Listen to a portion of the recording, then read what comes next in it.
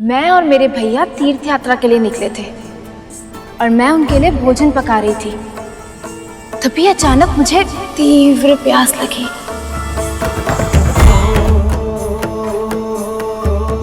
फिर भैया ने कहा कि वो मेरे लिए शीघ्र ही जल लेकर आएंगे, किंतु देखिए ना, वो अभी तक नहीं आए।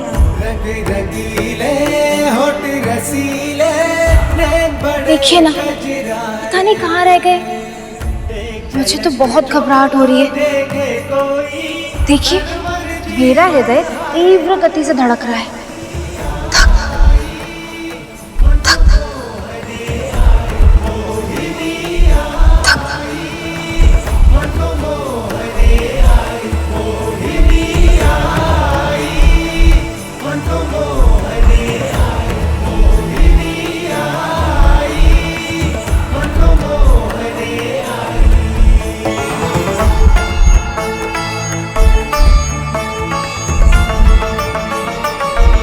देवी मोहिनी के मनमोहक स्वरूप को देखकर असुरों को मोहित तो होना ही था,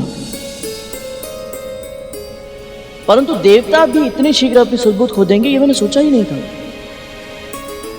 हमने स्वयं प्रभु को मोहिनी स्वरूप धारण करते हुए देखा था, फिर भी हम उनकी सुंदरता में खोकर सम्मोहित हो गए। तो फिर गरुड़, ये देवता तो जानते भी नहीं है कि जो स्त्री इनके दृष्टि के सामने है उसका निर्माण स्वयं परम प्रभु विष्णु और मां ललिता के अंश से हुआ है। ऐसे में इनका सब कुछ भूल जाना और देवी के रूप में सम्मोहित हो जाना स्वाभाविक ही है। और प्रभु भी तो चतुर है, वो जानते हैं विपदा से घिरी स्त्री को देखकर देवगण अपनी आंखें नहीं फेर सकते। तभी तो कैसे अबला नारी होने का स्वांग रच रहे हैं। लगता है इन्हें बहुत आनंद आ रहा है।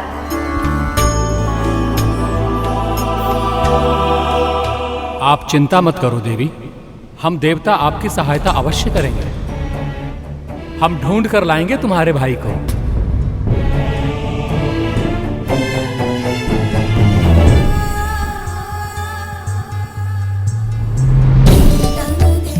सत्य? आप कितने अच्छे।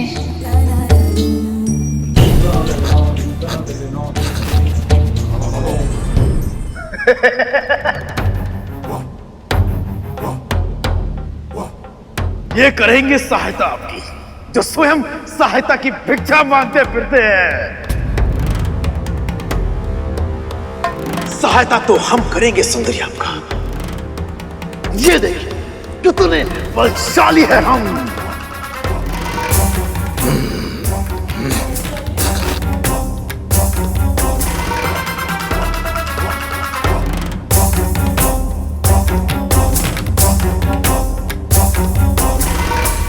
ये पुरुष कब समझेंगे कि स्त्री के मन को तन की शक्ति से नहीं जीता जा सकता।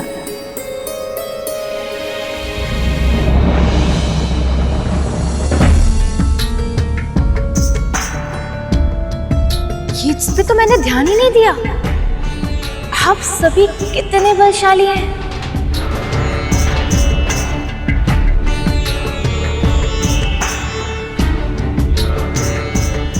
केवल तन की शक्ति है इनके पास, ना तो मन में संयम और ना ही मस्तिष्क में बुद्धि। हमने इन्हें एक बार नहीं अनेकों बार अपनी चतुराई से पराजित किया है। आप सत्य कह रहे हैं देवराज?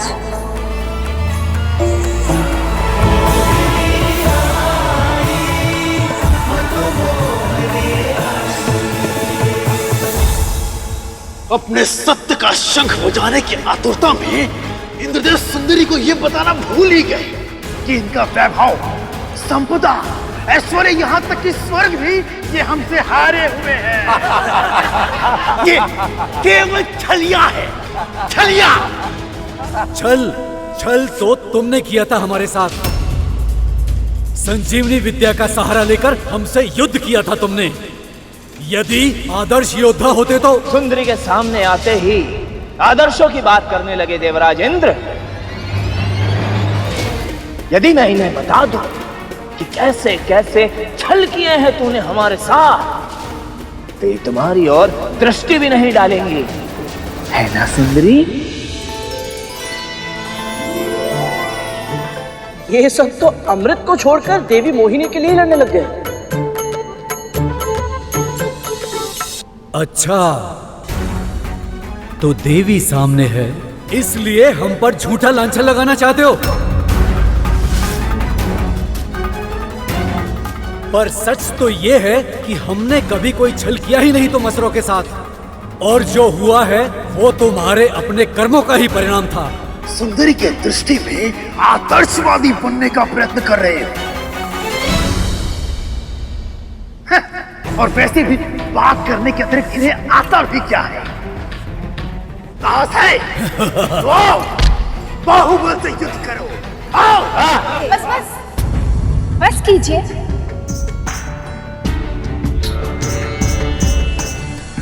आप सभी यदि आपस में युद्ध करेंगे तो मुझे और अधिक भय लगेगा और फिर मुझे यहाँ से जाना होगा।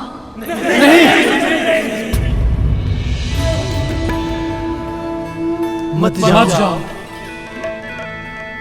बैठ जाइए, बैठ जाइए।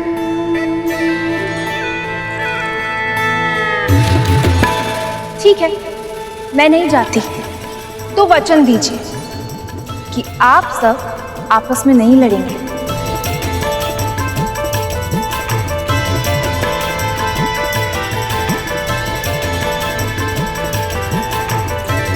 अच्छा, तो मुझे ये बताइए कि मेरे आने से पहले आप लोग किस बात पे झगड़ रहे थे?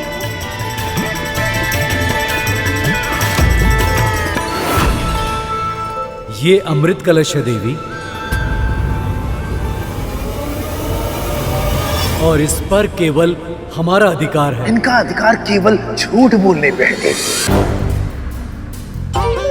कलश अमृत पर हमारा अधिकार है। हम असुरों का अधिकार, हमारा अधिकार है। हमारा अधिकार है।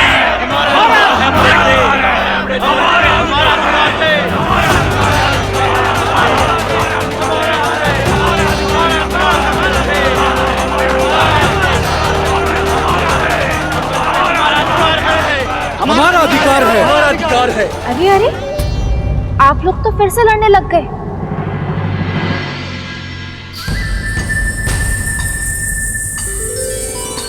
देखिए, इस कलश में जो भी है आप सभी के लिए पर्याप्त है।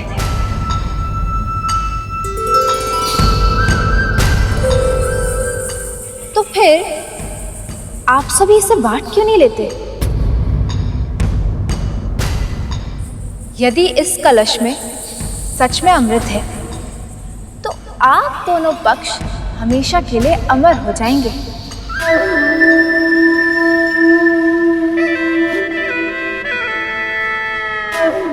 फिर कोई किसी पे आक्रमण भी नहीं करेगा, क्योंकि जब मृत्यु ही नहीं होगी तो युद्ध का लाभ ही क्या, है ना?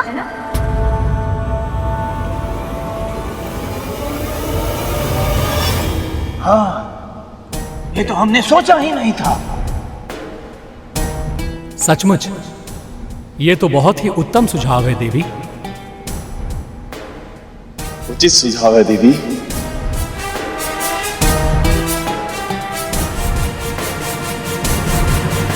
पर ये बंटवारा करेगा कौन? अरे देवता ही नहीं, हम तो स्वयं विष्णु पर भी विश्वास नहीं करते, क्योंकि ये देवता विष्णु के प्रिय है, और इसलिए ये विष्णु सदैव से ही हम असुरों के साथ पक्षपात करता आया है। हाँ, जगत स्वामी के लिए इनके मन में कितने गलत विचार जो हर कण कण में समाया है। वो किसी से क्या भेदभाव करेगा? ये तो असुरों के कर्मों के फल है, अन्यथा वो भी इस अमृत के समान अधिकारी होते। विश्वास तो हमें भी असुरों पर नहीं है।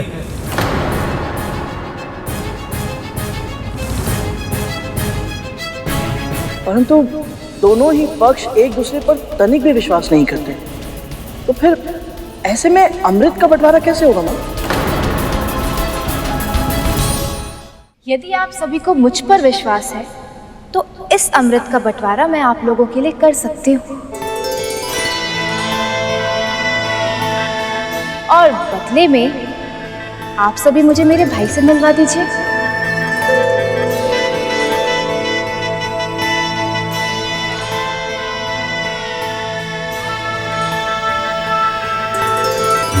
प्रभु की योजना तो बहुत ही अनोखी है, परंतु क्या किसी बाधा या संदेह की ये योजना सफल हो पाएगी? प्रभु की लीला बस प्रभु ही जाने। गरुड़, अब देखते जाओ उनका सर्वोपरि न्याय। आपने बताया नहीं, कहिए ना, कर दूं अमृत का बंटवारा? अवश्य देवी, अवश्य।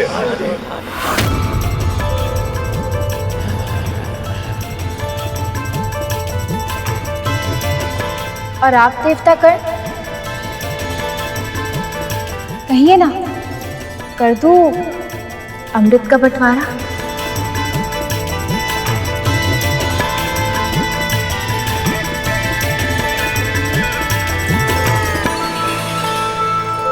आप पर तो हमें पूरा विश्वास है देवी, पर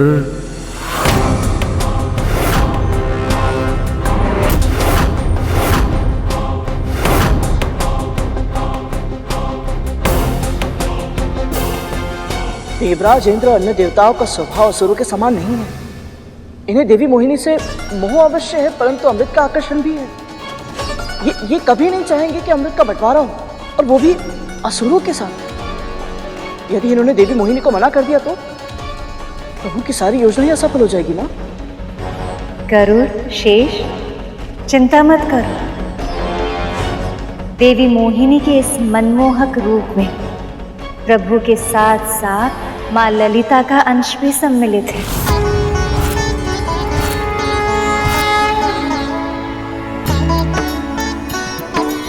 इसलिए वो सफल ना हो, ऐसा तो हो ही नहीं सकता।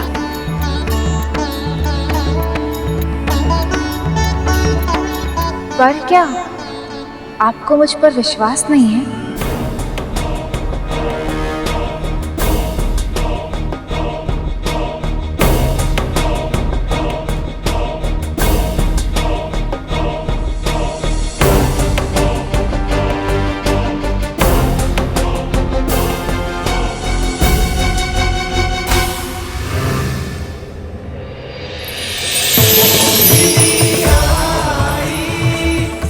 देखिए, मेरी आंखों में देखिए, क्या आपको किसी छल की छाया दिखाई दे रही है?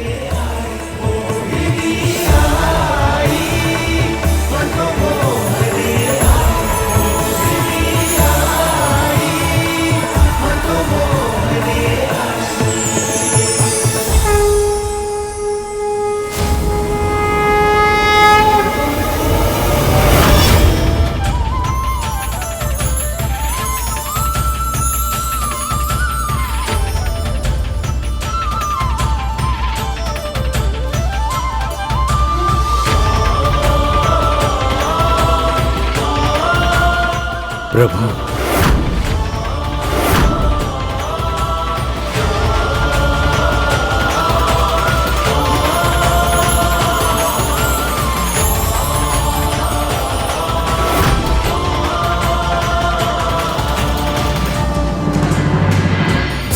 ये देवराज और मोहिनी एक दूसरे को ऐसे क्यों देख रहे हैं, जैसे दोनों के मध्य इशारों में कोई बात हो रही हो।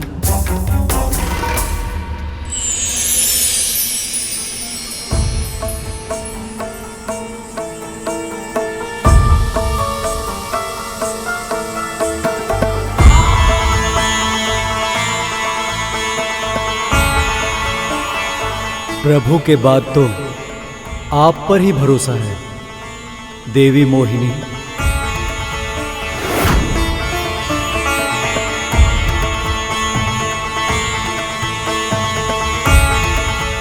अभी क्षण भर पहले तो इंद्र के मन में संकोच था, पर अब अचानक इतना उत्साह कैसे आ गया? तो चलिए देवताओं से आरंभ करते हैं। परंतु सुंदरी, ये अमृत कलश पहले हमें मिला था, इसलिए अमृत भी पहले हमें ही मिलना चाहिए।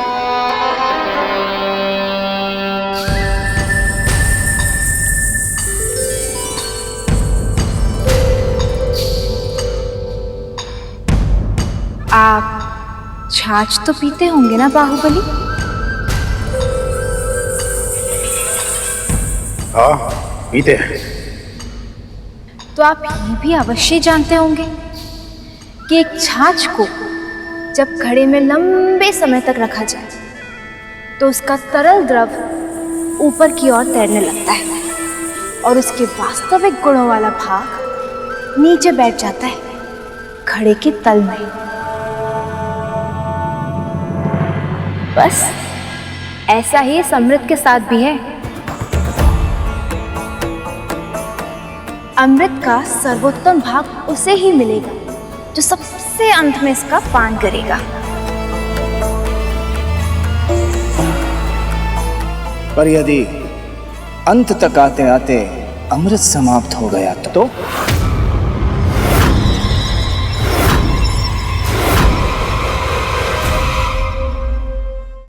नहीं सुंदरी, अमृत का वितरण तो हम असुरों से ही आरंभ करना होगा आपको।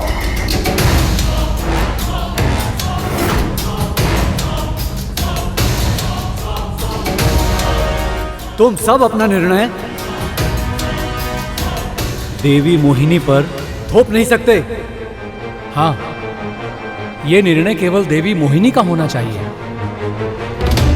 इसमें हस्तक्षेप करने का किसी का अधिकार नहीं। हस्तक्षेप नहीं अग्नि, सुझाव है ये, सुझाव। सुझाव भी नहीं, अधिकार है हमारा।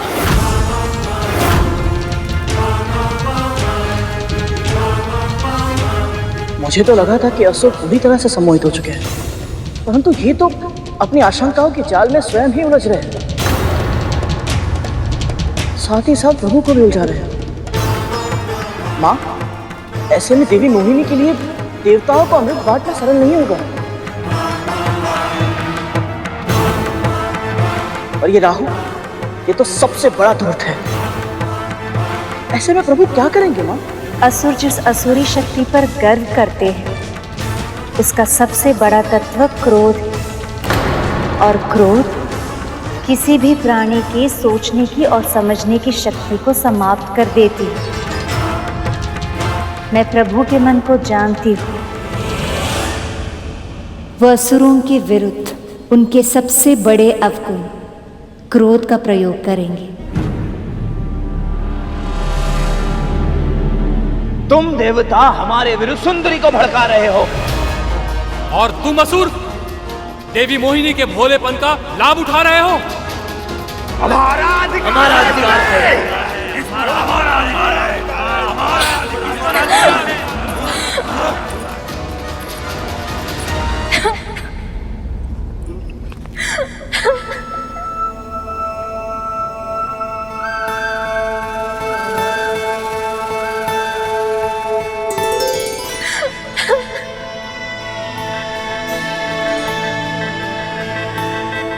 देवी, सब ठीक तो है ना? आप ऐसे अचानक? एक तो पहले से ही मेरे भैया खो गए, ऊपर से आप लोग आपस में लड़ाई करके मुझे और भयभीत कर रहे हैं।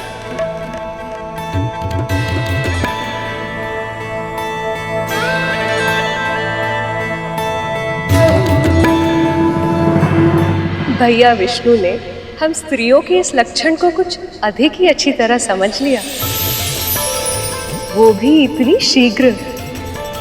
ये तो आपके लिए समस्या हो गई सखी। अब रोना, रूठना, मनाना और भी कठिन हो जाएगा।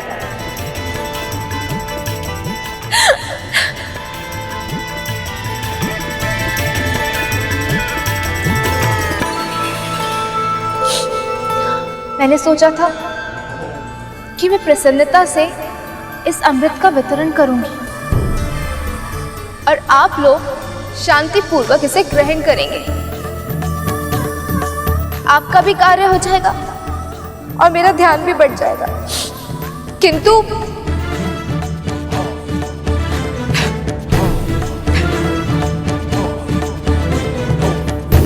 हम लज्जित हैं देवी, हमें क्षमा कर दीजिए।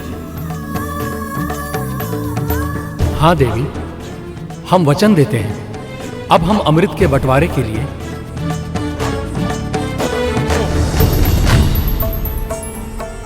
असुरों से झगड़ा नहीं करेंगे।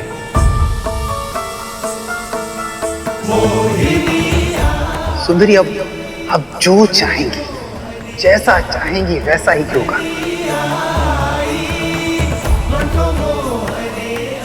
अब उदास होकर हमारे हृदय को पीड़ा मत पहुंचाइए।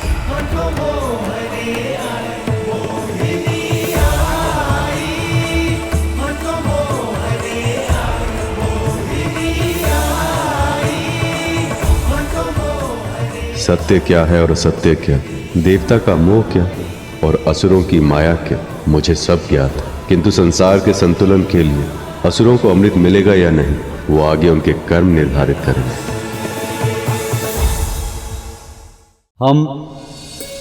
हम लज्जित हैं देवी, हमें क्षमा कर दीजिए। हाँ देवी, हम वचन देते हैं, अब हम अमृत के बंटवारे के लिए असुरों से झगड़ा नहीं करेंगे। सुंदरी अब जो चाहेंगी, जैसा चाहेंगी वैसा ही होगा। अब आप उदास होकर हमारे हृदय को पीड़ा मत पहुंचाइए। पीड़ा तो आपने मेरे हृदय को पहुंचाई है।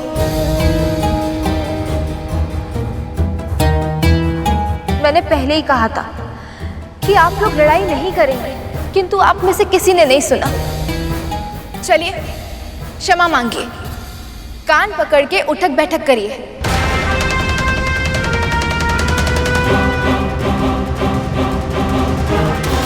अन्यथा मैं यहां से चली जाऊंगी। असुरो!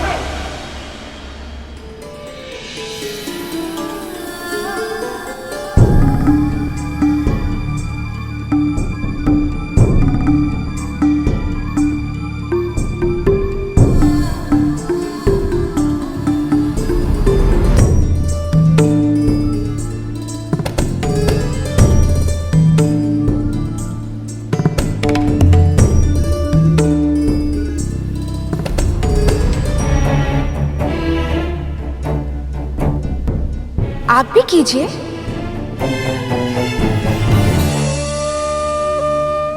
ठीक है, मैं चली जाऊँ। नहीं, अब हम करते हैं।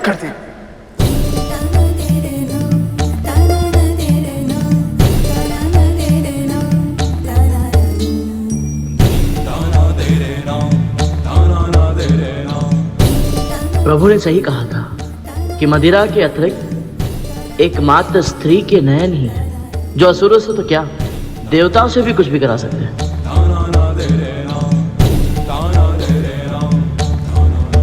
जो कल्पना से भी परे था, प्रभु ने उसे संभव बना दिया। अद्भुत प्रभु, अद्भुत।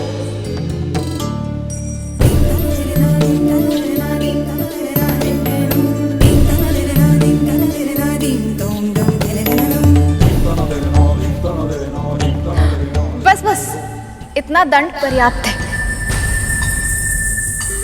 तो चलिए एक खेल खेलते हैं। आप सभी असुर एक पंक्ति में आ जाइए और आप देवता दूसरी पंक्ति में। मैं आप सभी से एक एक करके प्रश्न पूछूंगी। जो उसका सही सही उत्तर देगा उसको सबसे पहले अमृत मिल जाएगा। कहिए, स्वीकार है? स्वीकार है देवी। आपको स्वीकार है? स्वीकार है, स्वीकार है।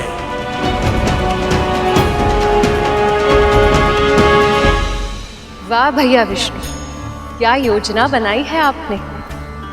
अब तो चाहकर भी असुर ये नहीं कह पाएंगे कि उनके साथ पक्षपात किया जा रहा है।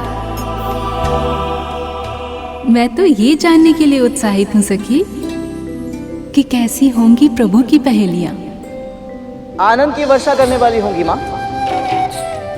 क्योंकि अब उन पहेलियों के कारण प्रभु ने अमृत के आनंद को 2 गुना और बढ़ा दिया है। एक ओर देवताओं को जीवन का अमृत प्राप्त होगा और दूसरी ओर हम सभी को इन पहेलियों के रूप में ज्ञान का अमृत प्राप्त होगा।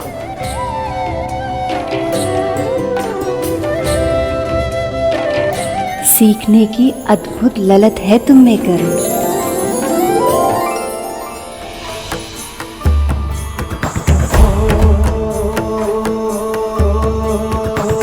कुसुम कली है, खिली खिली है, सुंदर छैल छबीली, गौरांगी मधुर सजीली, कामिनी नारी नवेली, रंग रंगीले होठ रसीले, नैन बड़े कजरारे, एक झलक जो देखे कोई तनवर जीवन हारे।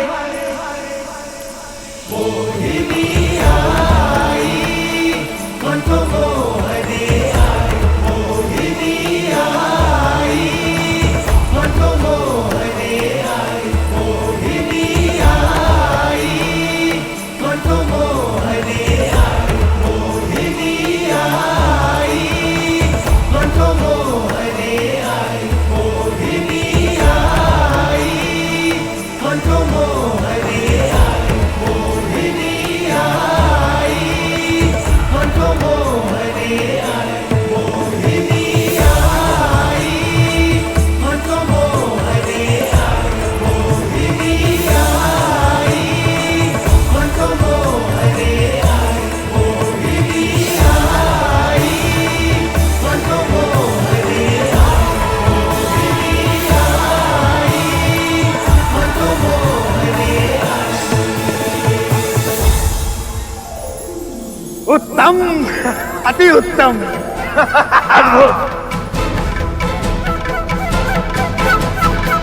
जो उत्तर बताए वो पुरस्कार पाए, जो अमृत पिए वो अमर हो जाए।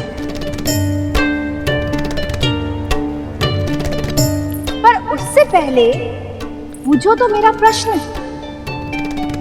बोलो बोलो बोलो, पृथ्वी से भारी है क्या?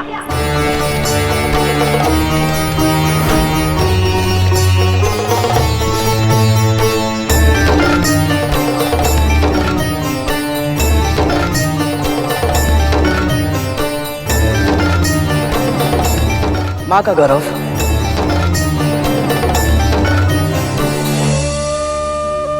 पृथ्वी से भारी केवल एक ही वस्तु है, माँ का गौरव।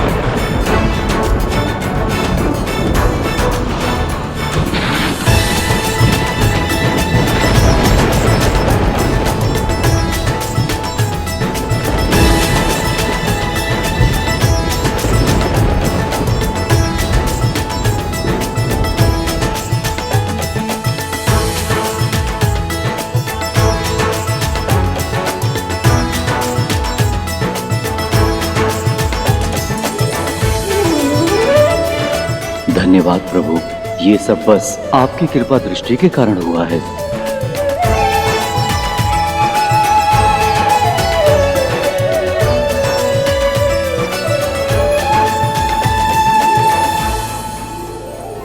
सबसे ऊंचा है आकाश, पर बोलो आकाश से ऊंचा क्या?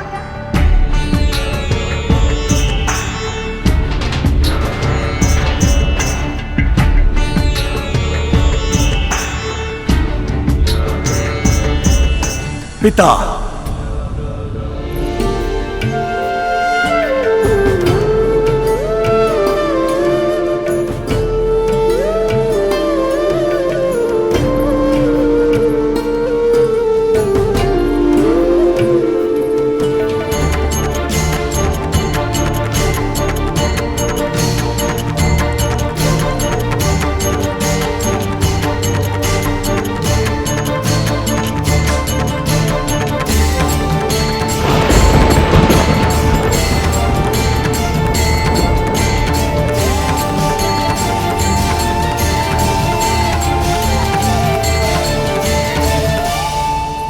सबसे अधिक गति है वायु की, तो बोलो वायु से भी अधिक तीव्र गति से चलता क्या?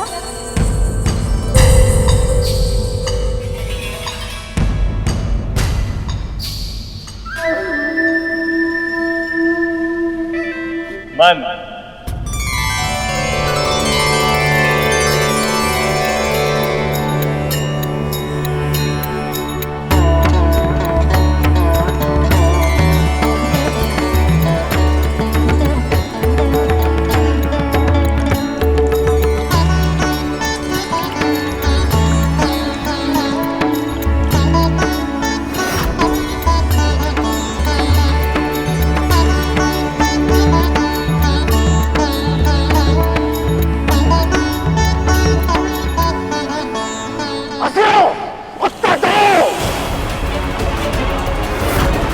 यह संभव है कि देवता सारा अमृत पान कर लेगी।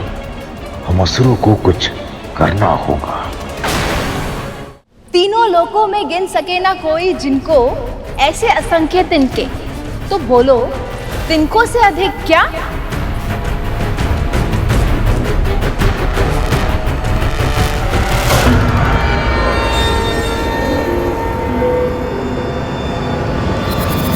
चिंता।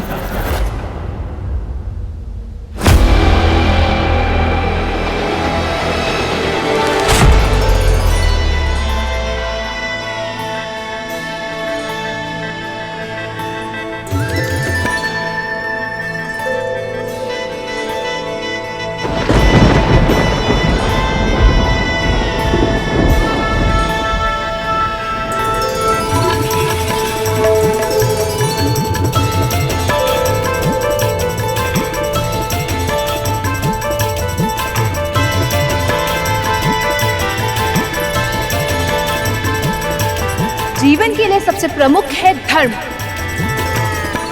पर बोलो धर्म के लिए सबसे प्रमुख है क्या? दक्षता।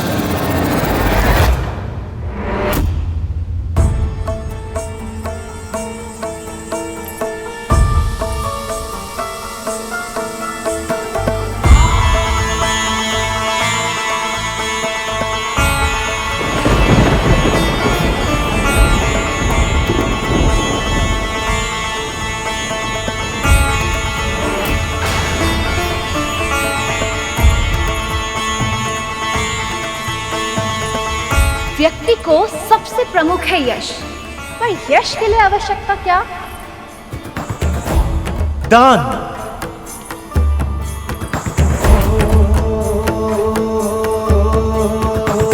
कुसुम कली है खिली खिली है सुंदर छैल छबीली गौरांगी मधुर सजीली कामिनी नारी नवेली रंग रंगीले। हर प्राणी की अभिलाषा है स्वर्ग, पर स्वर्ग के लिए प्रमुख है क्या? बल है। सत्य।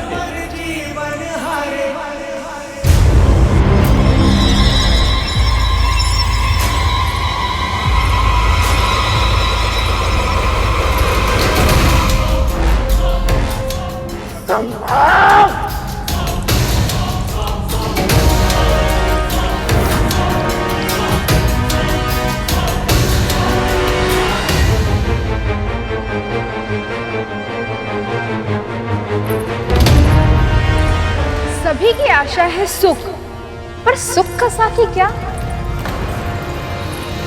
शील।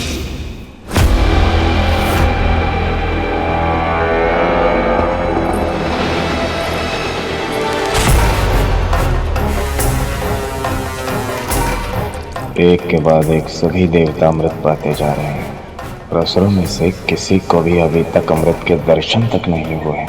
ऐसे तो यह देवता सारा अमृत समाप्त कर देंगे। नहीं नहीं, मुझे शीघ्र ही कुछ करना होगा। परम सुंदरी दिव्यांगी धूप सी नारी, चंचला दिव्य अप्सरा मुस्कुराती, दिव्य अप्सरा मुस्कुराती रूप सी। अब कोई मुझे पहचान नहीं पाएगा। इस देवता के स्वरूप में मैं अमृत प्राप्त कर लूंगा।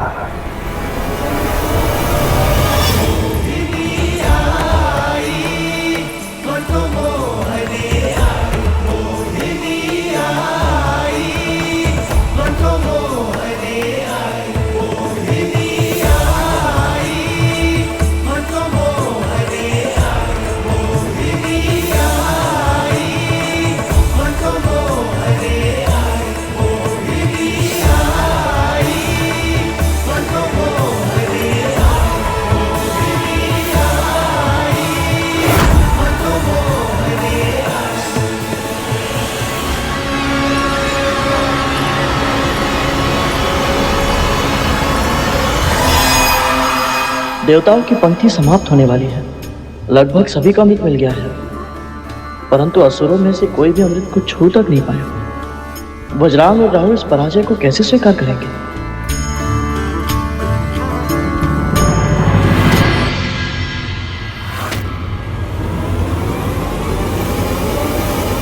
राहु कहाँ है?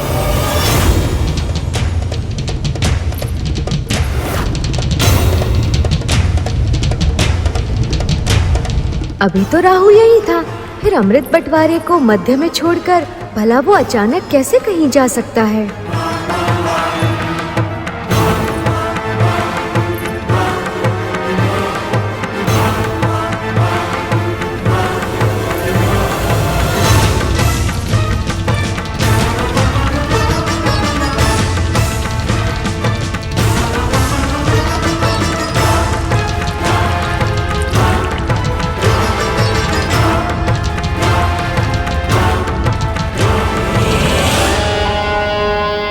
जब कोई देवता प्रश्न का सही उत्तर देगा तो मैं अवसर देखकर अमृत पान कर लूंगा।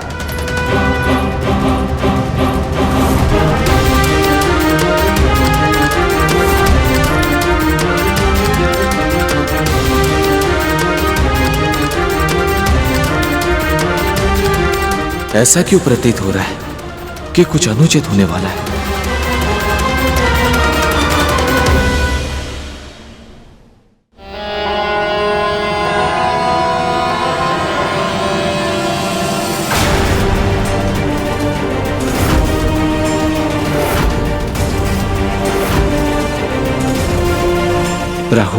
राहु क्यों नहीं है यहाँ?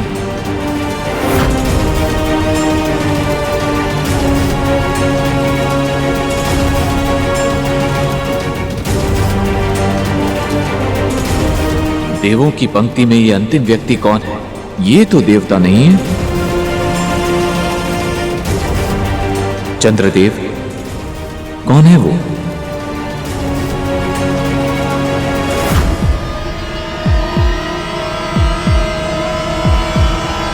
रुक जाइए देवी मोहिनी।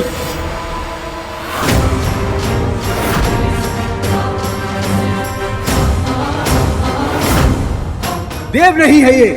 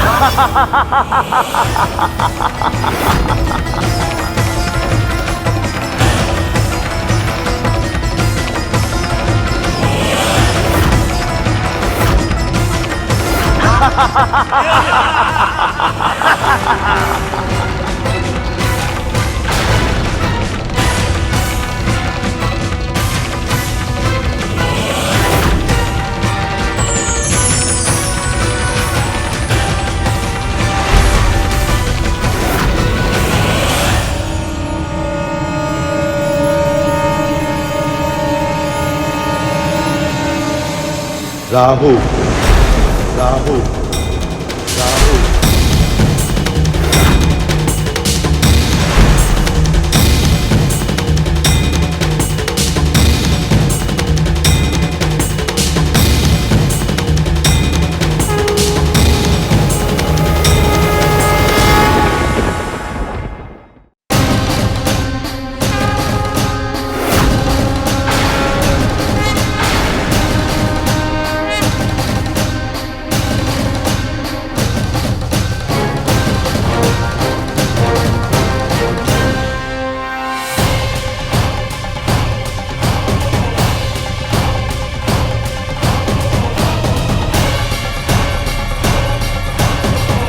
पुनः छल हुआ हमारे साथ।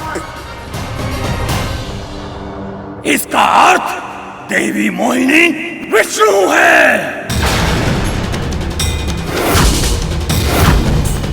तुमने दुष्टता की सारी सीमाएं पार कर दी हैं राहु।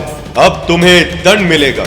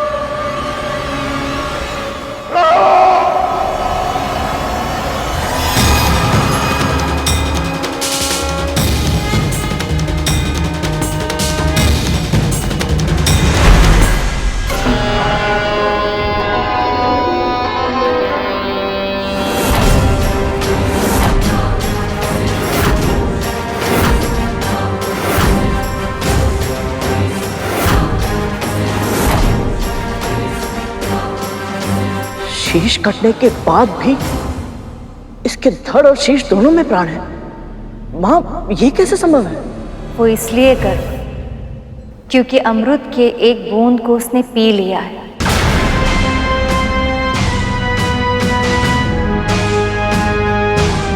अब इसकी मृत्यु कभी नहीं होगी। पर स्वयं प्रभु के सुदर्शन चक्र ने इसे 2 भागों में विभाजित किया है। इसलिए अब पूरी सृष्टि में कोई भी कभी भी इसे जोड़ नहीं पाएगा। अब ये सदैव 2 भागों में विभाजित रहेगा। जिस प्रकार तूने स्वयं को 2 भागों में बांटकर मेरे साथ छल किया है, यदि फिर किसी के साथ ऐसा छल किया तो तू सदैव के लिए 2 भागों में बट जाएगा और फिर तेरे दोनों भाग कभी एक साथ नहीं हो पाएंगे। ये मेरा श्राप है। इसे चेतावनी दी थी मैंने। यदि इसने धर्म के पथ को चुन लिया होता तो आज ये स्थिति नहीं आती। मुझे तो प्रभु के क्रोध से भय लग रहा है।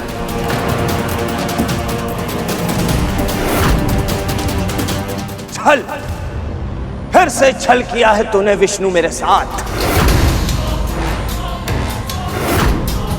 मेरा शीश काटकर तूने यह सिद्ध कर दिया है कि हम असुरों के साथ तू कभी न्याय कर ही नहीं सकता।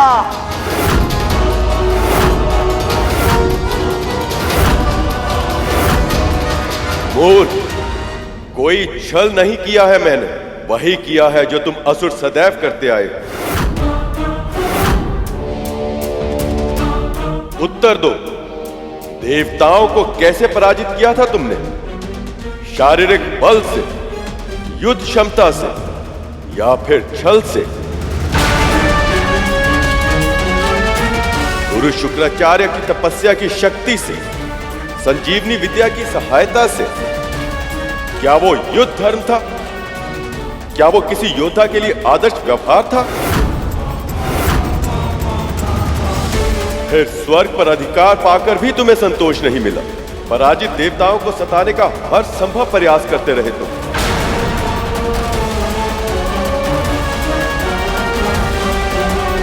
यहां तक कि अपनी मां समान देवी अदिति की तपस्या भंग करते समय उनके प्राण तक लेने का प्रयास किया। देवताओं की माता अदिति, ये भीषण तप अपने पुत्रों को स्वर्ग का सिंहासन पुनः दिलाने के लिए कर रही है, परंतु उन्हें यह स्मरण नहीं है कि हम उनका यह उद्देश्य कभी पूर्ण नहीं होने देंगे। ऐसे अधर्मियों का शासन स्वर्ग पर तो क्या, पूरे ब्रह्मांड में भी यदि कहीं होगा तो मैं उसका विरोध अवश्य करूंगा।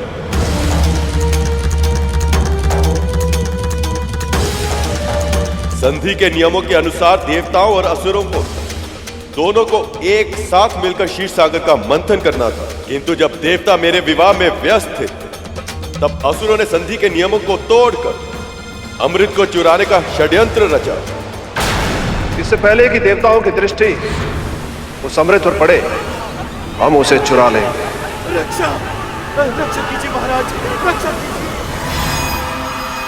धनवंतरी के साथ छल करके कलश छीन लिए और अपनी बारी आने की प्रतीक्षा करने के स्थान पर देवताओं के वेश में आकर अमृत को पाना चाहा।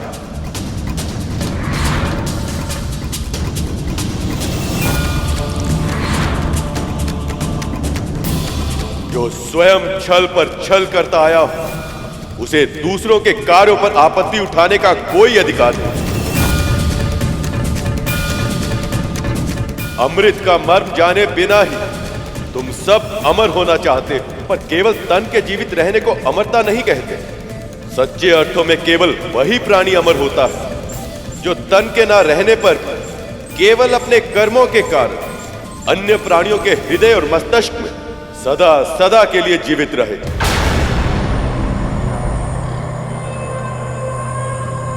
तुम्हें लगता है कि मैं देवताओं का पक्ष लेता हूं, पर जड़ बुद्धि, मैं देवताओं का नहीं, देववत का पक्ष लेता हूं। जानते हो क्या है देववत? धर्म और सत्य के मार्ग पर चलना, मन में दया का व्यवहार रखना, दूसरों के साथ परोपकार करना और अपनी शक्ति सामर्थ्य का उपयोग संसार के कल्याण के लिए करना।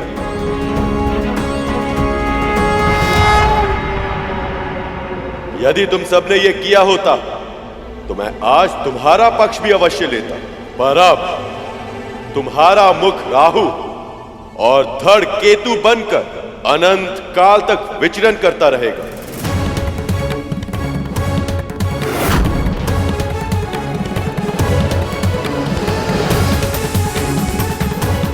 ताकि आने वाले समय में संसार को यह स्मरण रहे कि देववत के बिना अमृत को प्राप्त नहीं किया जा सकता।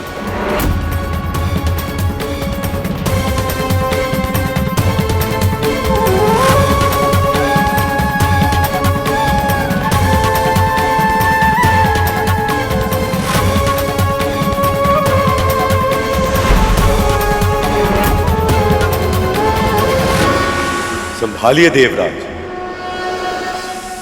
आज से अमृत आपका हुआ।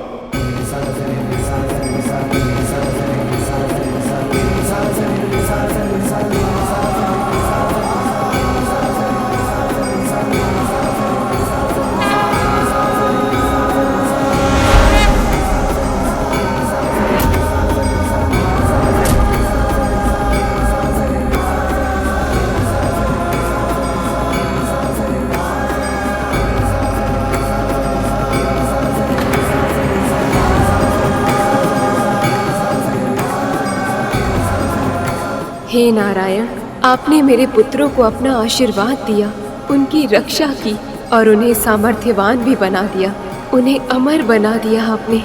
आपका बहुत बहुत आभार प्रभु। मेरी अनुपस्थिति का अनुचित लाभ उठाए देवताओं ने और नारायण ने भी इनका साथ दिया, और मैं इतनी सरलता से पराजय स्वीकार नहीं करूंगा। मैं अपना भाग्य बदलने जा रहा हूं मां। अमृत को प्राप्त करके रहूंगा मैं किसी भी मूल्य पर।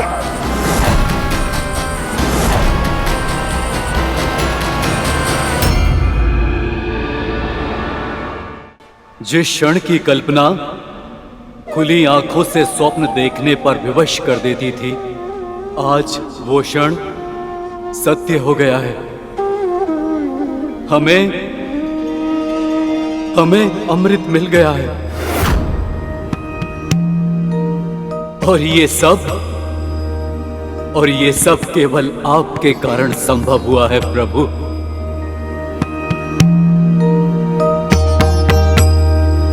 मंथन को सुनिश्चित करने के लिए आपने कच्छप का अवतार लिया।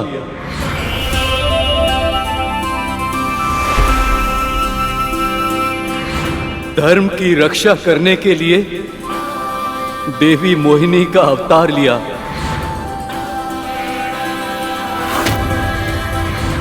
और स्वयं इस कलश की रक्षा की।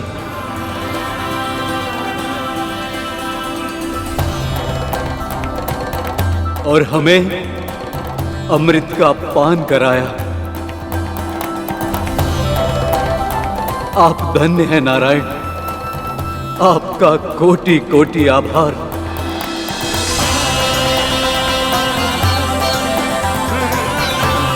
और अब मैं देवराज इंद्र अपने सभी देवताओं की ओर से आपको वचन देता हूं कि हम अपना दायित्व पूरी निष्ठा के साथ निभाएंगे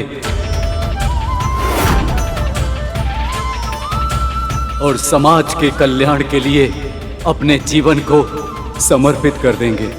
आप सबसे यही अपेक्षा है, आप अपने निश्चय में सफल रहे,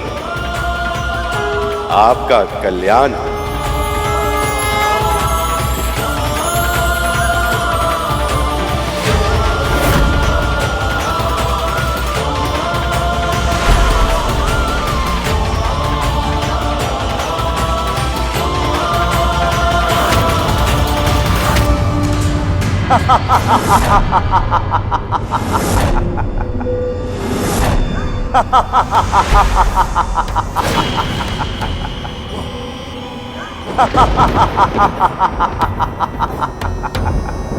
तुम्हें क्या लगा तुम विजयी हो गए हो?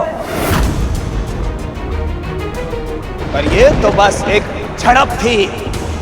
देवासुर संग्राम तो अभी शेष है और निरंतर चलता रहेगा अनंत काल तक, क्योंकि अब केवल तुम ही नहीं, मैं भी अमर हूं।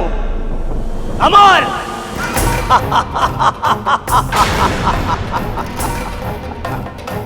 अब मैं तुम सबको सदैव ही भयभीत करता रहूंगा।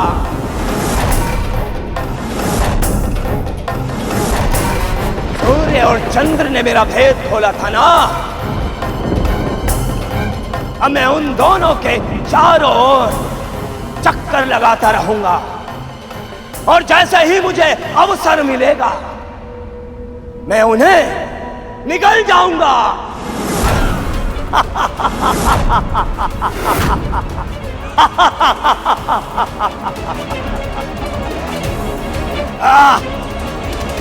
कितना दुष्ट है ये राहु। स्वयं परम पिता श्री नारायण से दंड मिला, फिर भी अपने कर्मों को सुधारने का विचार तक नहीं आया इसके मन में।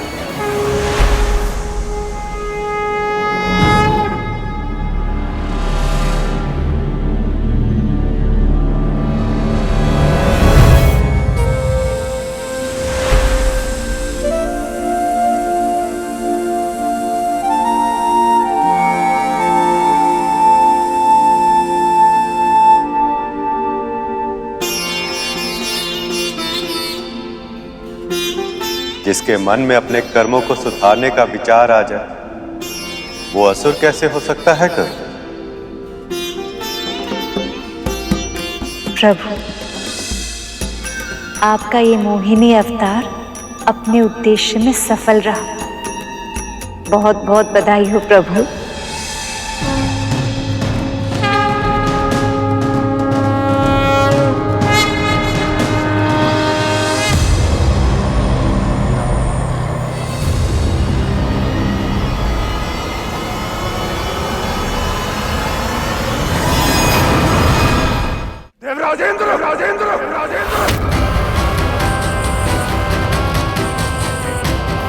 मेरी अनुपस्थिति में अमृत को पाकर स्वयं को चतुर समझ रहे हो? साहस है तो मुझसे युद्ध करो।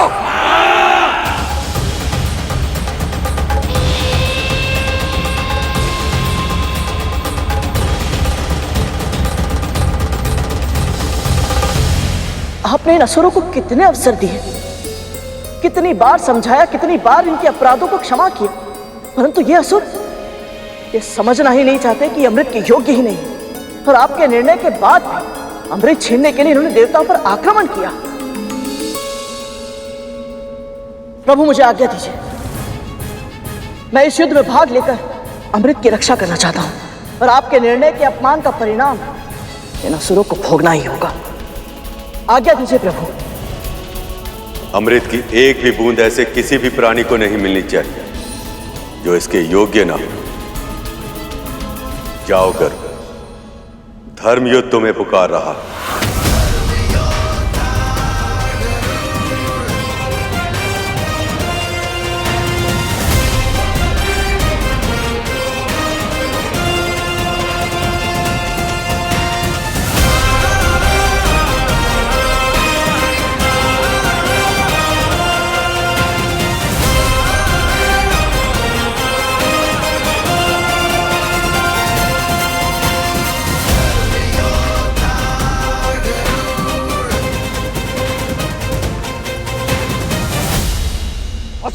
तन से रक्त की अंतिम बूंद तक क्यों न बह जाए, हमें ये चक्रव्यूह तोड़ना ही होगा।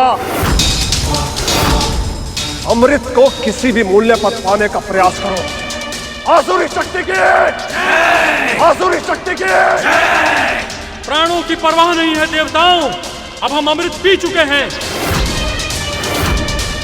अब इसकी रक्षा करना हमारा कर्तव्य है, चाहे जो हो जाए। ये सुरक्षा कवच टूटना नहीं चाहिए। आक्रमण!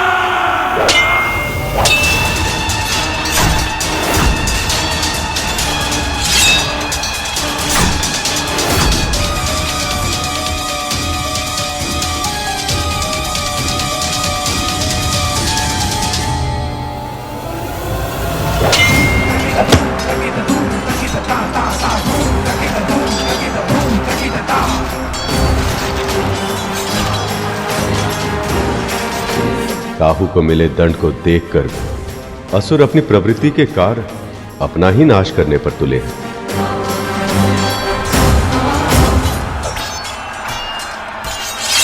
जयंत, मेरे पुत्र,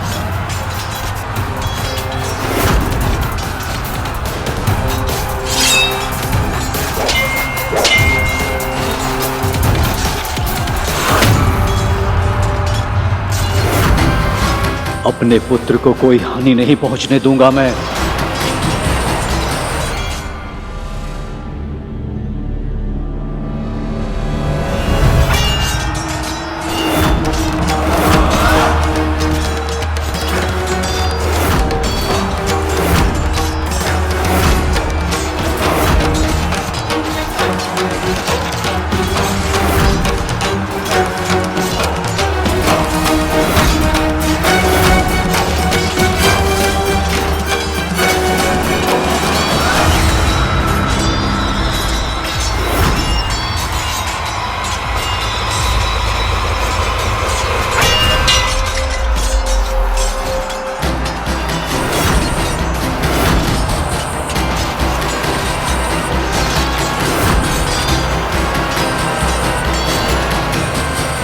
इंद्रपुत्र जयंत अभी भी बालक है प्रभु।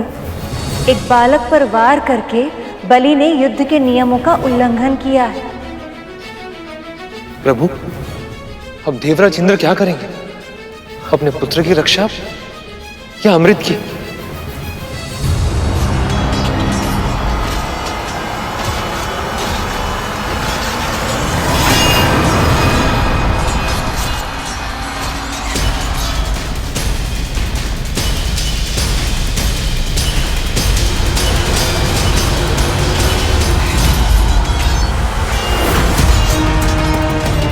अमृत को इंद्र के साथ से छुड़ाना होगा।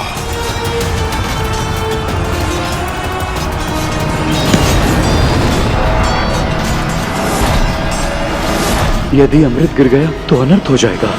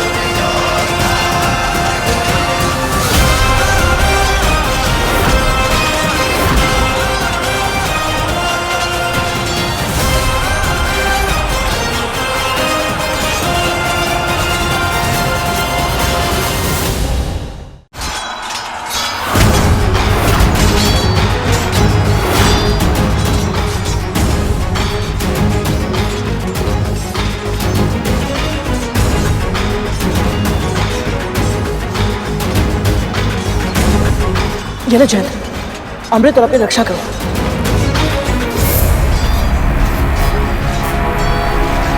अमृत कलश अपने हाथों में लेने के बाद भी गरुड़ के मन में इसे पीने का विचार नहीं आया।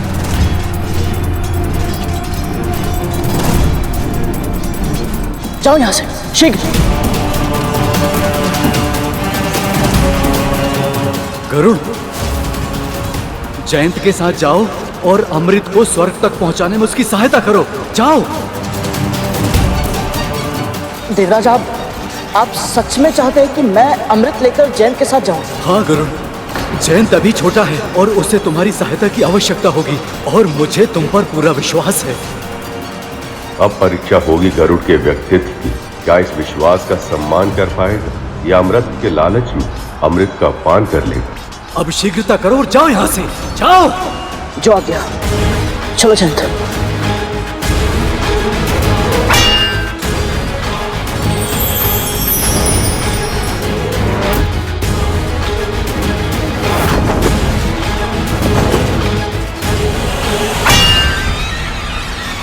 पीछा करो।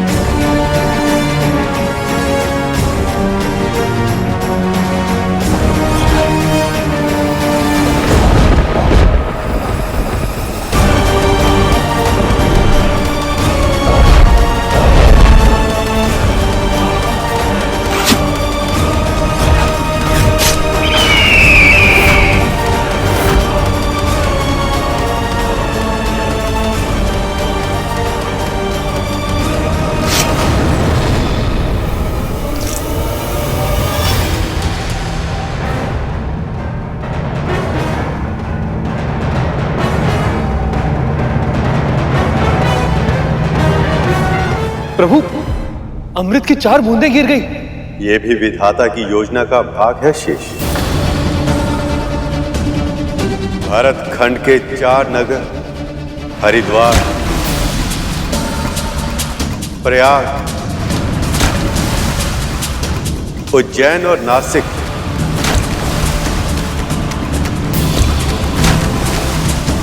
ये वो 4 स्थान होंगे जहां हर 12 वर्षों में महाकुंभ और 3 वर्षों में कुंभ का आयोजन होगा। उस समय जो व्यक्ति भी इन स्थानों पर नदी में स्नान करेगा उसे अमृत प्राप्त होने के समान फल मिलेगा।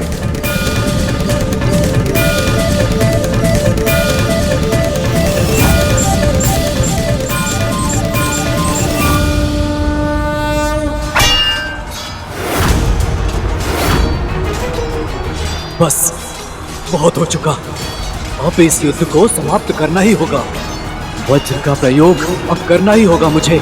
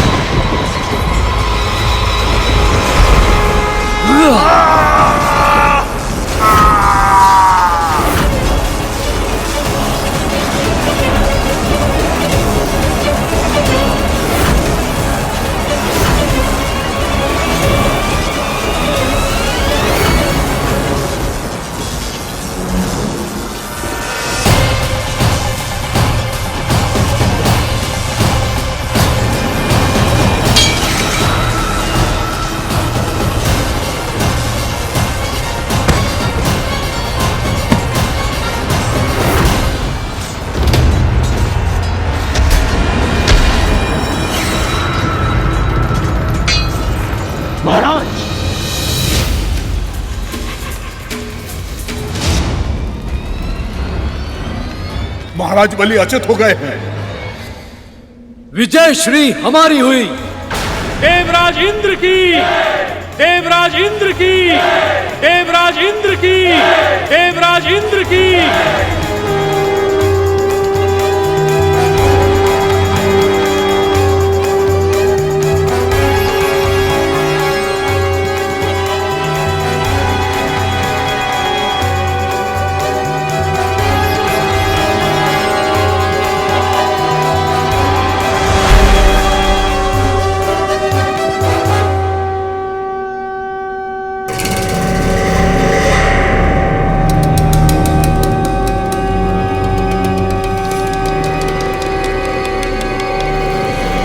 ये देवराज इंद्र का शंखनाद है।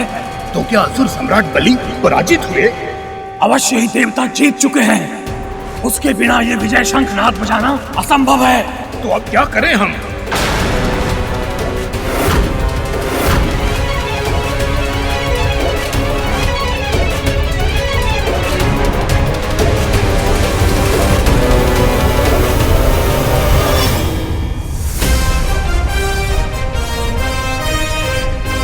ये तो वही पक्षी है जिसने सेनापति वज्रांत की पूरी सेना को हरा दिया था और मंदराचल पर्वत को अकेले ही उठा लिया था।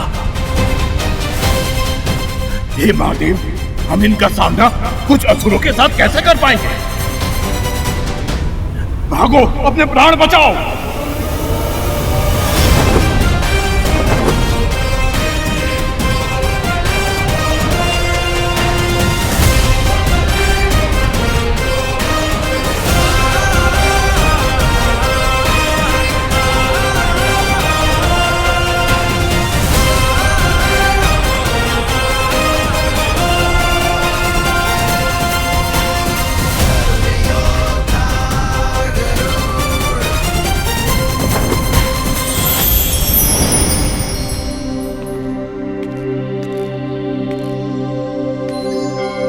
मुझे और अमृत को यहाँ तक सुरक्षित पहुँचाने के लिए आपका आभार गरुड़। आभार की आवश्यकता नहीं है जैन, ये तो मेरा कर्तव्य था।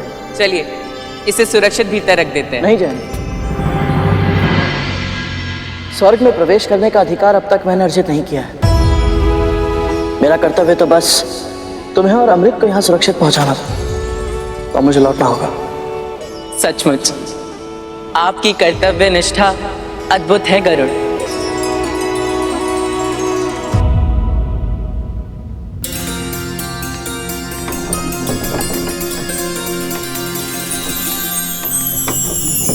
प्रभु विष्णु की कृपा से स्वर्ग पर देवताओं का आधिपत्य पुनः स्थापित हो गया।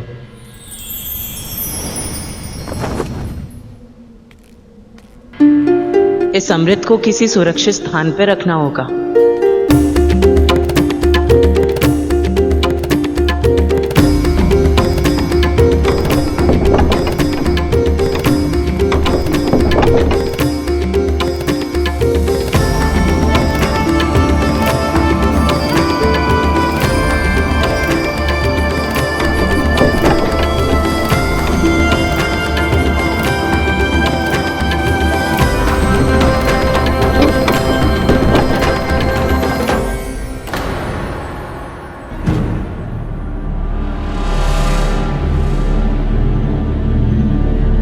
मैं देवराज इंद्र का पुत्र जयंत हूँ। अमृत को सुरक्षित रखने आया हूँ। कृपया मुझे अंदर प्रवेश करने की अनुमति दे।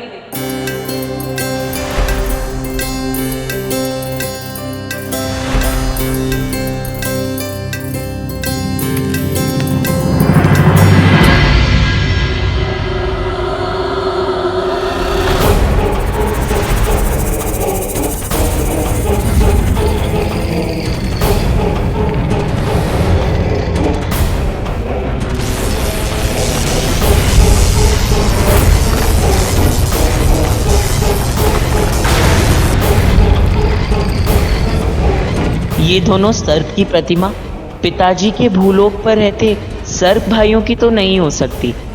अवश्य इन्हें स्वर्लोक की सुरक्षा के लिए बनाया गया है।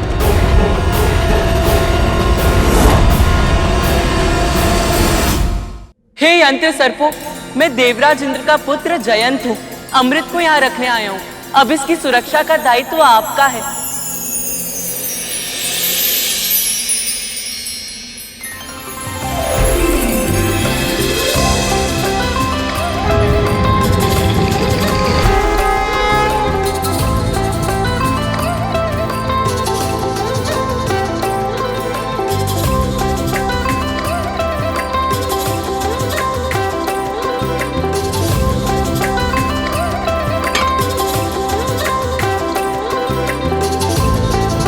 अब अमृत सुरक्षित हुआ।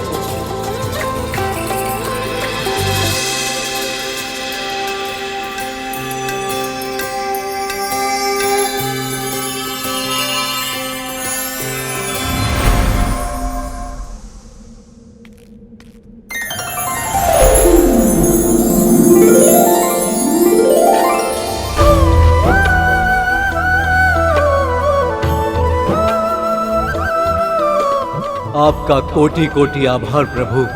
श्रीहीन, भाग्यहीन, परम दुख की अवस्था में हम देवता व्याकुल थे और ऐसी स्थिति में आपने हमारी पुकार सुनी। हम पे कृपा करके क्षीर सागर के मंथन जैसे असंभव कार्य को संपन्न किया। हम तो बस माध्यम थे प्रभु। ये विजय तो आपकी ही है। विनाश के मुहाने पर खड़े इस संसार को नया जीवन दिया है आपने। अनंत प्राणियों की रक्षा की है।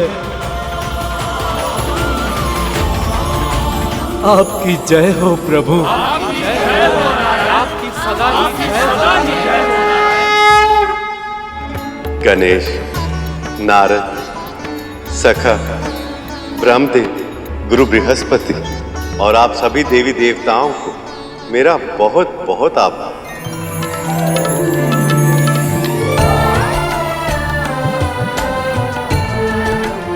आप सबकी सहायता से समुद्र मंथन सफल हो पाया। आप सबकी सम्मिलित शक्ति ने वो कर दिखाया जो कुछ समय पहले कल्पना से भी परे था।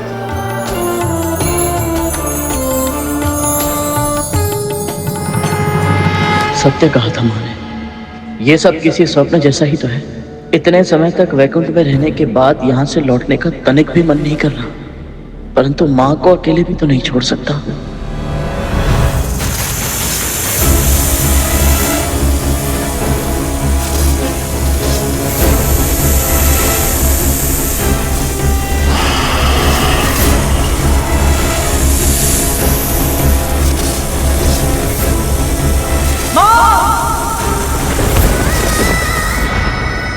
वहां माँ को कितना कुछ सहना पड़ता है, कितना श्रम करना पड़ता है।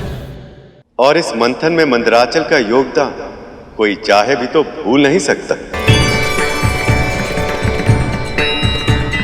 अब आप अपने मूल स्थान पर लौट जाएं। मैं आपको यह आशीर्वाद देता हूं कि आपकी सतह पर सदैव दुर्लभ से दुर्लभ जड़ी बूटियां और औषधीय पौधे उगते रहेंगे, जो अनंत काल तक मानव जाति की सेवा करेंगे। और उसके कारण कोई भी पृथ्वीवासी आपको कभी भूल नहीं पाएगा। अनंत काल तक यश और सम्मान के पात्र होंगे आप।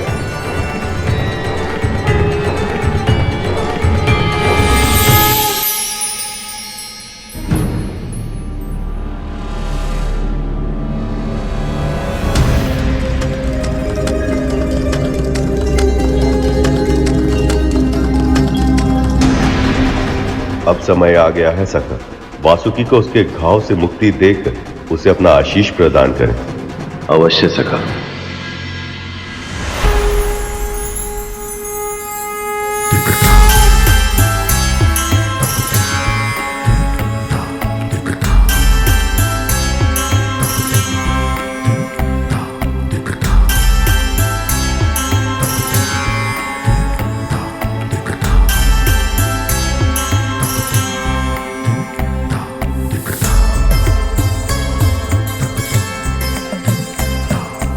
हे नीलकंठ, महादेव, अपने चरण में मुझे शरण देकर मुझ पर दया करें।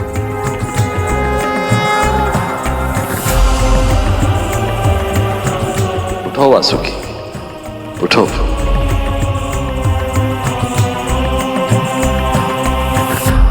इस मंथन में अतुलनीय योगदान देकर तुमने मुझे अत्यंत प्रसन्न किया है वासुकी।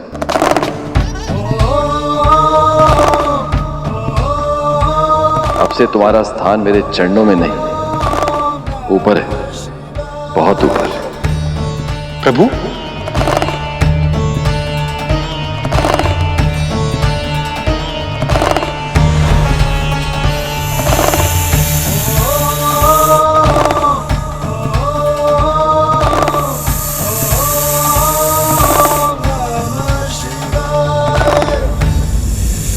नागेश्वर महादेव शिव की।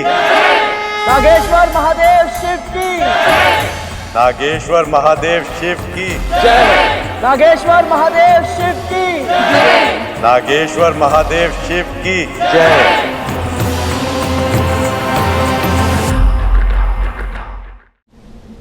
मां के आशीर्वाद के बिना संसार का कोई भी कार्य सफलतापूर्वक संपन्न नहीं किया जा सकता।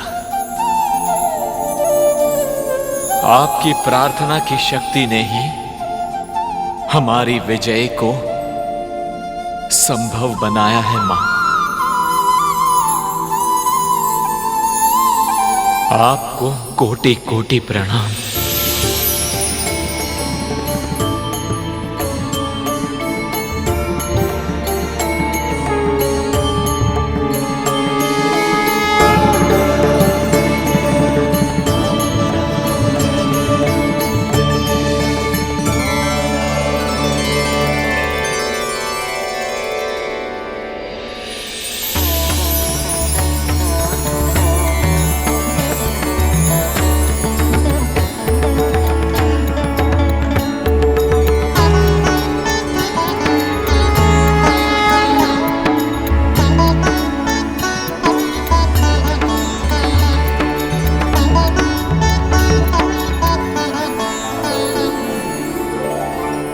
देवराज, स्वर्ग का सिंहासन आपकी प्रतीक्षा कर रहा है।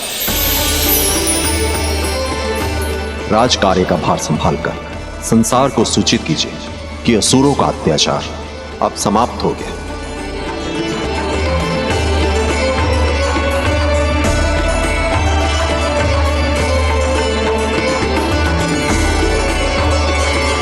हे परम पिता, परम प्रभु नारायण, आपकी कृपा के कारण ही आज हम सब इस शुभ क्षण के साक्षी बन पाए हैं। मैं देवराज इंद्र सभी देवताओं की ओर से आपको वचन देता हूं कि हम अपनी शक्ति का उपयोग सदा सर्वदा धर्म की रक्षा करने के लिए ही करेंगे।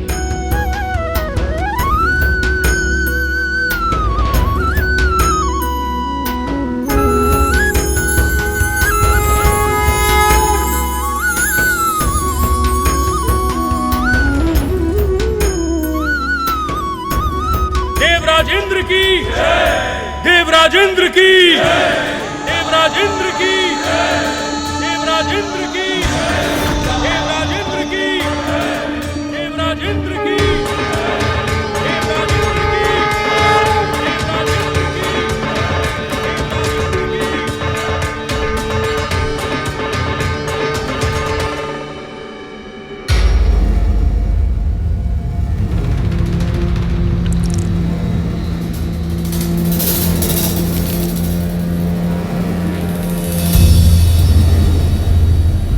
बलि।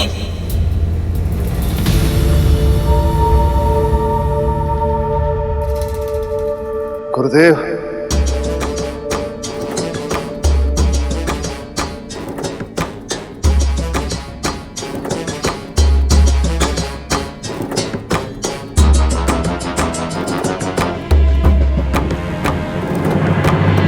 मैं तो आपसे क्षमा मांगने के योग्य भी नहीं रहा गुरुदेव।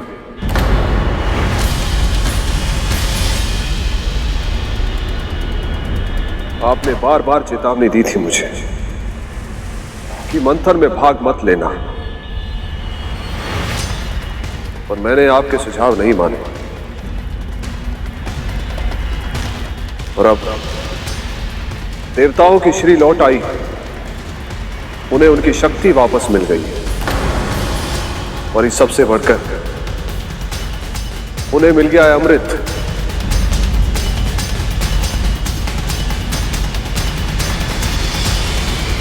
मां, मैं आपका स्वप्न पूरा नहीं कर पाया। स्वर्ग का राज सिंहासन भी गंवा दिया मैंने, और इस सब में देवताओं के छल बल से अधिक योगदान मेरी मूर्खता का है। पुत्र,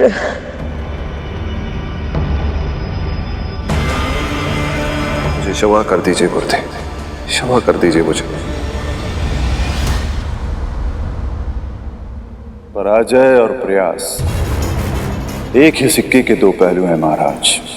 जिस व्यक्ति के अंदर प्रयास जीवित है, उसके लिए कोई भी पराजय अंतिम नहीं।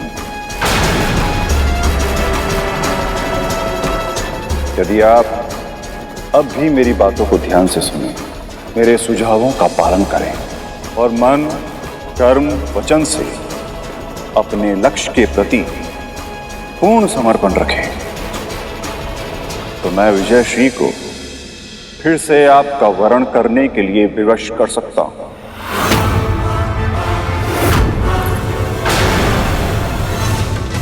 और जो कुछ भी आपने खोया है, वो सब कुछ और उसके अतिरिक्त बहुत कुछ आप प्राप्त कर सकते हैं।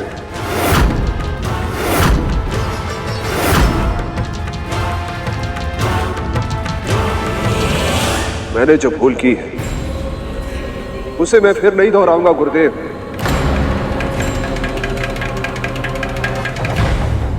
आपके हर सुझाव का आदेश की तरह पालन करूंगा, आपके दिखाए मार्ग पर चलूंगा मैं।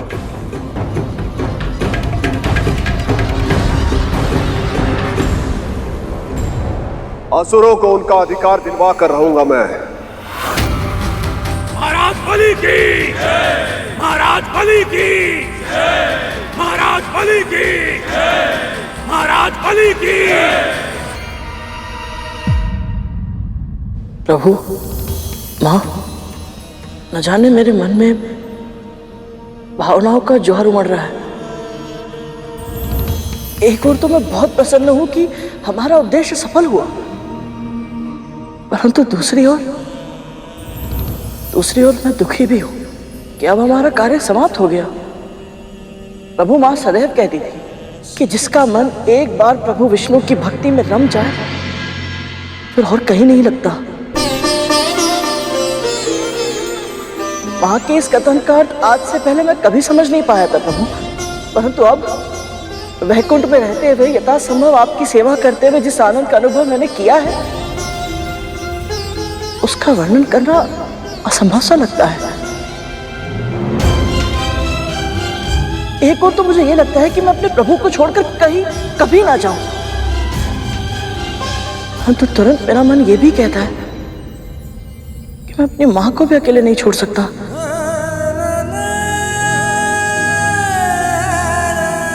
और विशेष रूप से तब जब बड़ी मां के कारण प्रतिदिन प्रतिक्षण वो यातना और अपमान का जीवन जीने के लिए विवश है। भावनाओं का ज्वार केवल तुम्हारी नहीं, मेरे मन में भी उठ रहा है गुरु। जानती हूं तुम्हें अपनी मां के पास जाना आवश्यक है, किंतु किंतु तुम्हें यहाँ से भेजने का मेरा तनिक भी मन नहीं है।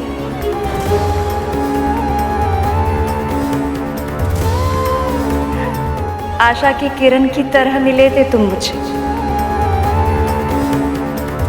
जब मैं स्वामी के प्रतीक्षा में व्याकुल थी।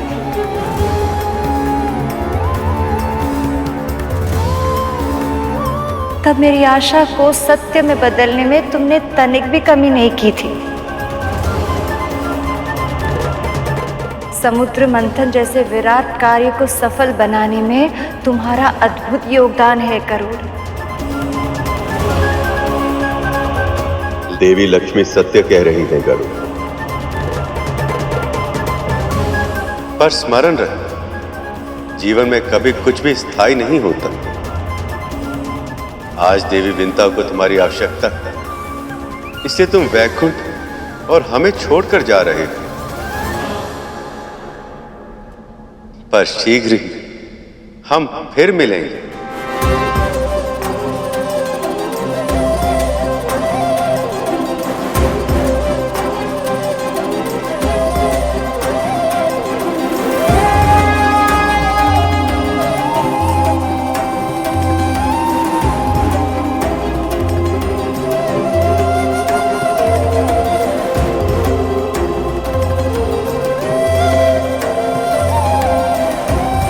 माँ को मेरा प्रणाम कहना।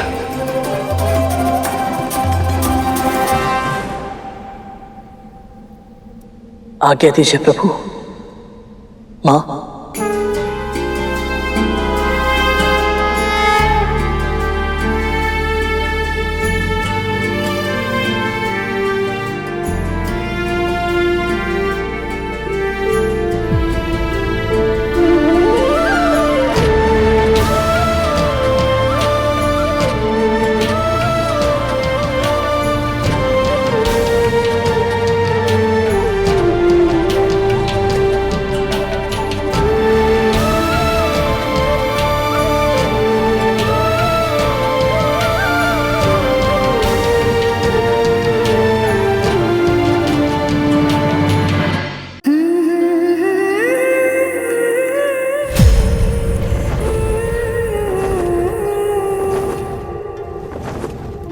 करुण,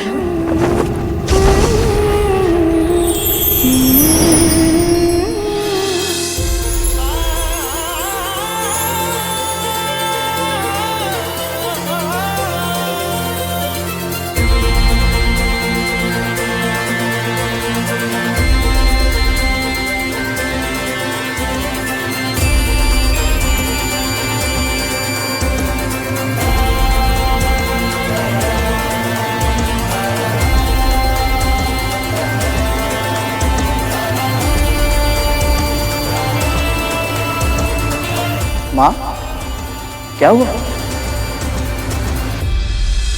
अभी कुछ ही समय पहले तुझसे मिलकर आ रही हूँ, फिर भी ऐसा लग रहा है जाने कब से नहीं देखा तुझे। मैं भी बिल्कुल ऐसा ही अनुभव कर रहा हूँ माँ। आपके आंचल की छांव में जो सुख है वो और कहीं नहीं है। बस कर, अब अधिक बातें मत बना।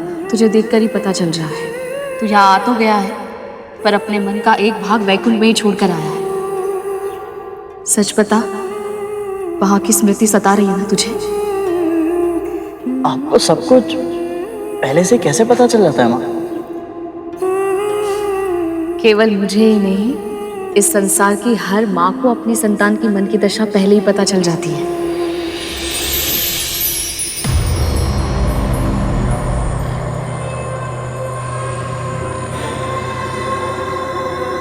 आ गया तू?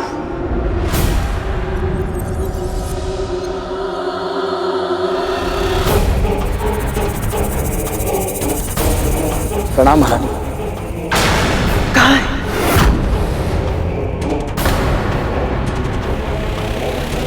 तू रिक्त हाथों से क्यों आया है? मेरे भाग का अमृत क्यों नहीं लाया तू?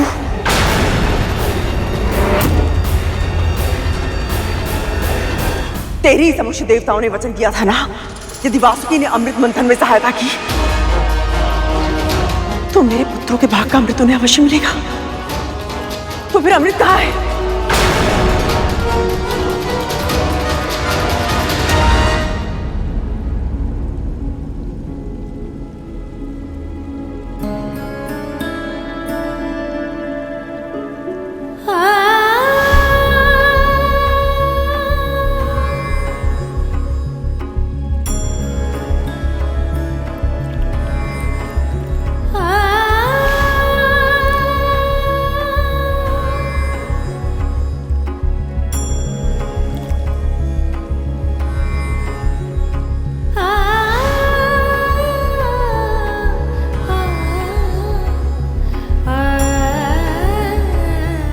कमल का फूल खिला रही हैं और आपके मुख पर मुरझाए हुए फूलों से उदासी।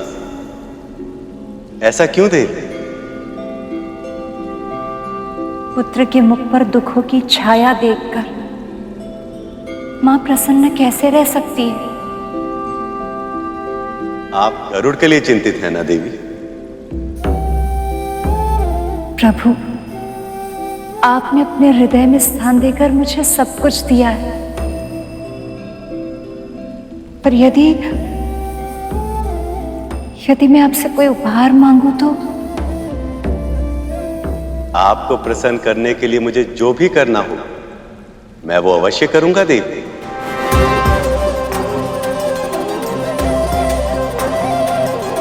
प्रभु, मैं विंता और करुण को दुख में नहीं देख सकती। आप कुछ कीजिए ना, उन्हें दासत्व से मुक्त करने के लिए उनकी सहायता कीजिए ना प्रभु।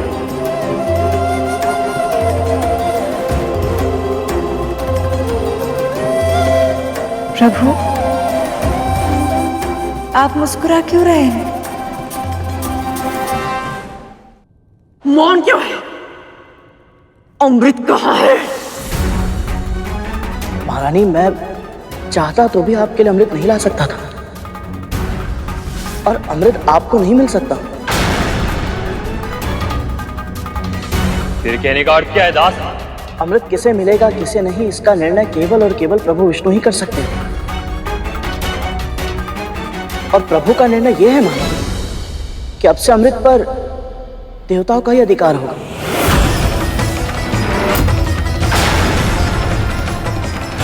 यहां तक कि असुरों को भी अमृत नहीं मिला है। ये कैसे संभव है?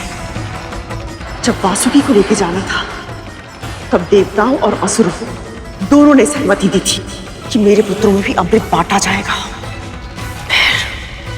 परंतु जो वस्तु उनकी थी ही नहीं, उसके लिए सहमति देने का अधिकार भी नहीं था उनके पास। उन्होंने आपको ऐसा वचन दिया था जो वो कभी पूरा नहीं कर सकते थे। यह निर्णय केवल और केवल श्री नारायण का ही है। पता है, जब राहु ने छल से देवताओं की पंक्तियों में बैठकर अमृत का पान किया तो प्रभु ने अपने सुदर्शन चक्र से उसका शीश धड़ से अलग कर दिया था। अमृत ग्रहण करने के बाद भी उसका जीवन मृत्यु से भी बुरा है। महारानी, मेरा सुझाव तो यही है कि आपको अमृत को भूलकर प्रभु के निर्णय को स्वीकार कर लेना चाहिए।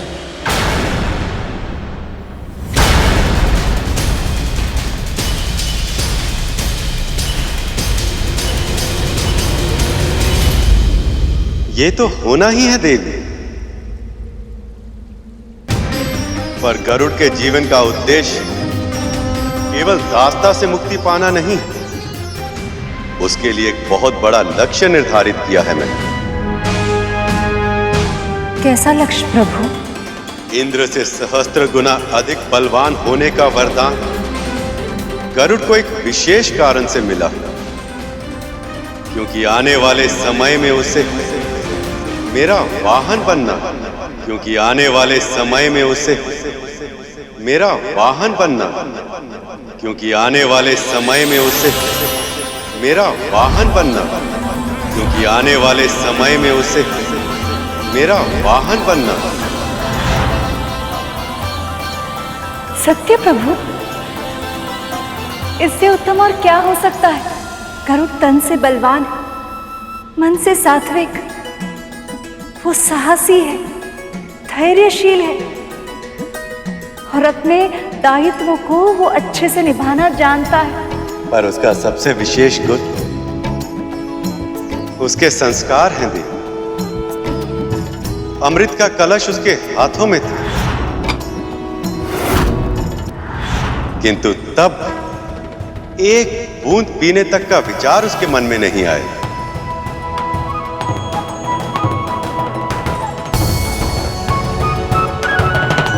प्रभु, हम किसकी प्रतीक्षा कर रहे हैं? चलिए ना, हम उन दोनों को ये सूचना दे देते हैं।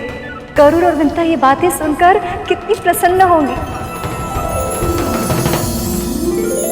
ये इतना सरल नहीं है देवी। आप तो जानती हैं, मैं इस सृष्टि का पालनहार। ये संपूर्ण सृष्टि मेरे उदर में वास करती है और ऐसे में अपनी पीठ पर मेरे भार का वहन करने के केवल शारीरिक शक्ति की ही नहीं, अपितु मानसिक और आध्यात्मिक शक्ति भी चाहिए। उसके लिए गरुड़ का सबसे पहले अपनी कुंडलिनी को जागृत करना होगा और अनेक परीक्षाओं में सफल होना होगा। और उसमें से पहली परीक्षा अमृत के प्रकट होने से ही आरंभ हो गई। बस गरुड़ को उसका आभास नहीं। गरुड़ की नियति है मेरा वाहन बनना, किंतु वो समय कब आएगा इसका निर्णय ये परीक्षा तय करेगी।